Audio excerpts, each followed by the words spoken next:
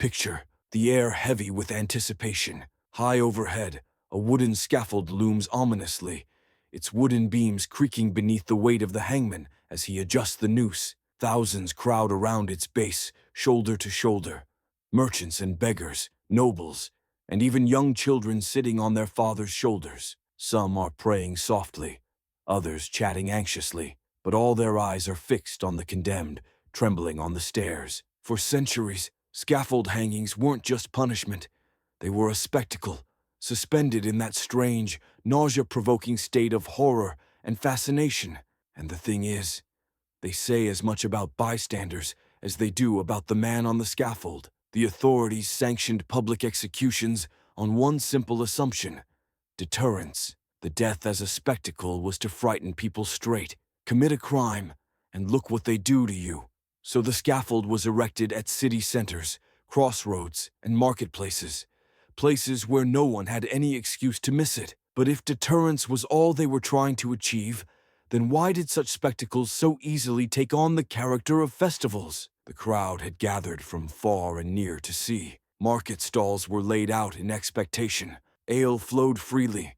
Players acted in the street as the crowd waited. In certain towns, even executions were conducted on market days, so that the bigger the population, the better. Imagine the mix of horror and celebration, a carnival, death the theme, and the reaction of these crowds will swing between the poles. There could be stunned silence in the square at one point.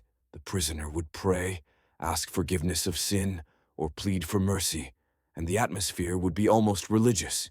But there were jeers, laughter, and even cheers at other points. Most of all, it was not so much a question of justice. It was a question of seeing a melodrama being played out. When things went smoothly, say, a swift beheading or a quick drop from the gallows, the crowd might applaud, praising the executioner's skill. But when things went wrong, everything changed, and things went wrong more often than you'd think. Take the scalawagged beheading of Mary, Queen of Scots, in 1587. She was beheaded in 3 axe blows, and when the executioner held her severed head up for the onlookers to behold, it pulled off her wig so that her severed head rolled around on the ground. There were gasps, faintings, and hysterical laughter. What was meant as a noble gesture of justice was turned into a macabre sideshow that people never forgot.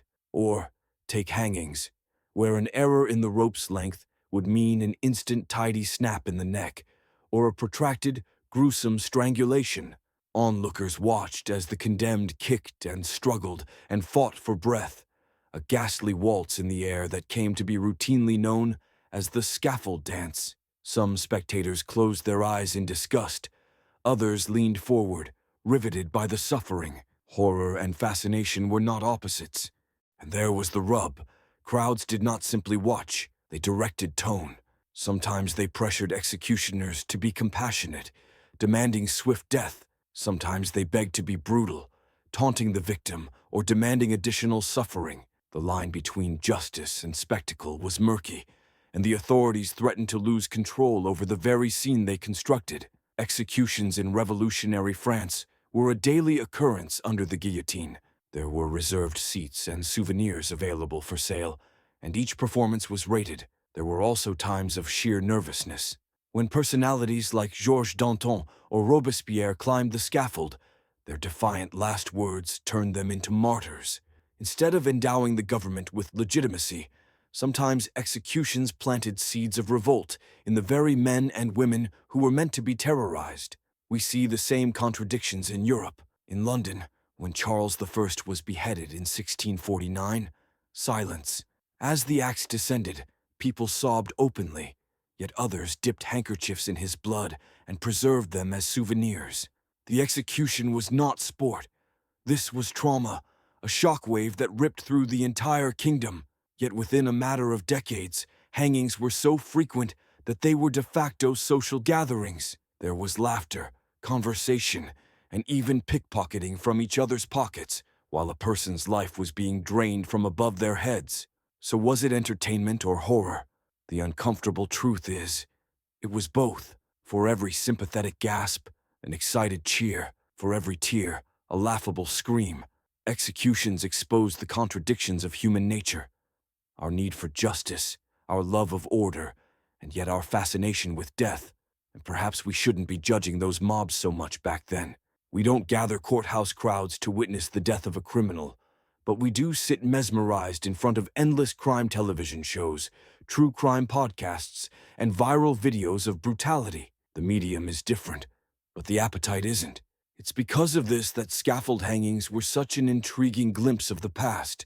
They were never merely about the condemned. They were about the crowd, what they feared, what they loved, and what they worst-case scenario speculated. The scaffold was a mirror, and what it reflected was never simple. So I'll ask you this question. If you'd been alive then, would you have been part of the crowd?